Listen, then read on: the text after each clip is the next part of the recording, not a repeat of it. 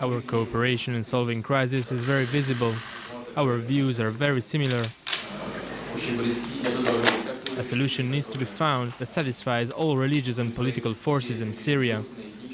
Nobody can or should force upon the Syrian people certain structures of power or state or leaders from outside. That can only be decided by the Syrian people. Oh, for more, let's cross to Istanbul and Borzou Daragahi, Middle East correspondent for Buzzfeed. Thanks for joining us, Borzou. You heard the words there of Vladimir Putin on the record stating that Russia and Iran's views on Syria are, quote, very similar. Just how similar at this point? Well, I think for now they are quite similar. Both are determined to defend and uphold the regime of Bashar al-Assad, but for different reasons.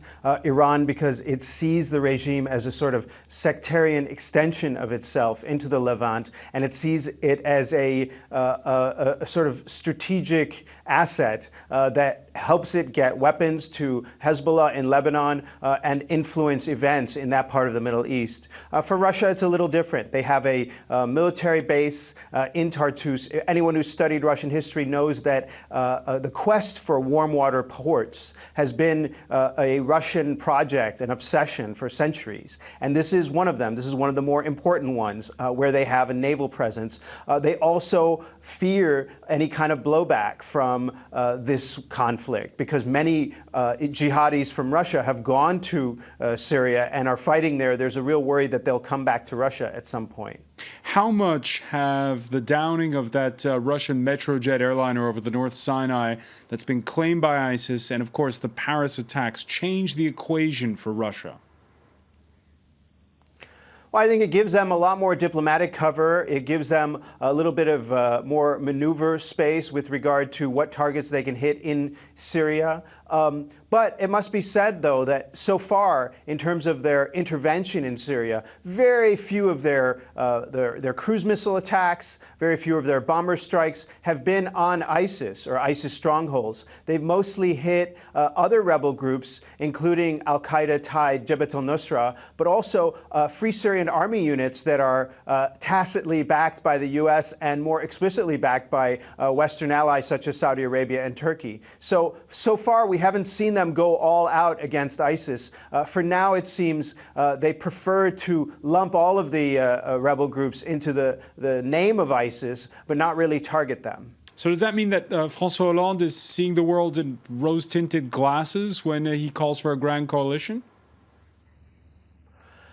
Well, I mean, that's a little bit above my pay grade, you know, in terms of what François Hollande himself believes. But I think that he perhaps sees an opportunity to bring Russia into its orbit with regard to the fight in Syria. But, you know, Vladimir Putin has a very different objective in Syria than does the rest of the world. They want to uphold Bashar al-Assad. Their worry, and I'm not a total Russia expert, but I've studied this issue and I've spoken to people about it. Their main worry is that if Bashar al-Assad were to go, there would be no more Syrian regime. There would be a collection of Alawite warlords, that's the sect of Bashar al-Assad, fighting amongst each other, going up against a collection of Sunni warlords going up against each other, and it would be total chaos. This is their genuine concern that if Bashar al-Assad goes, there will be no regime to talk to in Syria. All right, whereas, for example...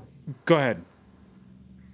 Whereas, for example, the West is more genuinely concerned about Bashar al-Assad's fate. They see Bashar al-Assad as part of the problem. They see him as an incubator for ISIS extremism. And so they have very different goals with regard to the regime in Damascus. Which brings us back to what you were talking about at the outset, how Russia and Iran are allies on this issue, but their interests are not exactly the same.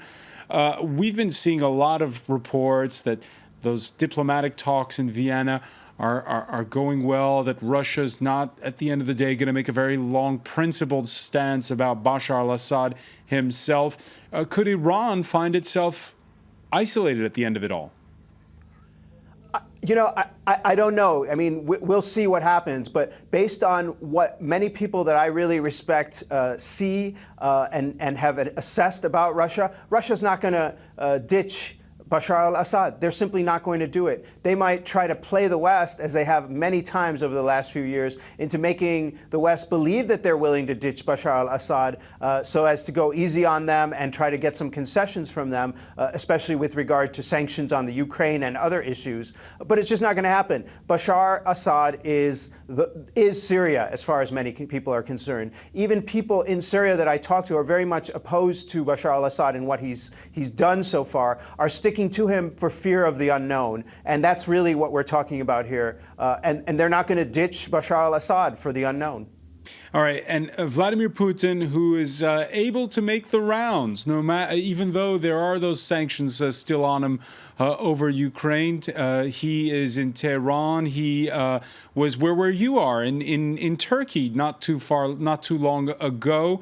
Are the Russians playing everyone else? What's the view from Istanbul over this meeting? Well, I think the Turkish authorities, as viewers may know, strongly back the armed Syrian uprising against Bashar al-Assad and also are against ISIS, which has set off bombs in Turkey and wreaked some havoc in Turkey. But, you know, for now at least, I think Turkey does not trust Russia, but they're willing to play along and see if there can be any kind of agreement, any kind of coordination of strategies. This whole conflict, François, has been bedeviled by conflicting interests. For Turkey, its priority is not to defeat ISIS. Its priority is to defeat the Kurds and to defeat Bashar al-Assad. For Iran, its priority is not to defeat ISIS. Its priority is to maintain Bashar al-Assad and its presence in Syria and its support for Hezbollah. For Russia, the priority is to defend Bashar, not to defeat ISIS. And for Saudi Arabia, the priority is to hold back Iran's ambitions rather than to defeat ISIS. So for everyone in the region, ISIS is almost a second priority. As opposed to pursuing their other goals. And this has really, really hurt this effort to defeat ISIS on the ground. Everyone is trying to game the system and see how they can use the ISIS thing for their own advantage, for their own immediate political interests. And that hasn't changed at all since the Paris attacks. I think that people have to pretend that it has changed. I think that people have maybe, for example, in Turkey, moved up the anti-ISIS priority in their game plan. But, you know, talking to Turkish officials and others who are very close to Turkish power, even today, they were saying that the PKK, the Kurdish rebels, remain the priority. Their worry is that much more than if ISIS expands its turf, they're worried that the PKK, the Kurds that they've been fighting for decades, will expand their presence in Syria, as they have been over the last few months. So, you know, even now, this is the problem. All right, Borzou Daragahi of Buzzfeed, so many thanks for joining us from Istanbul.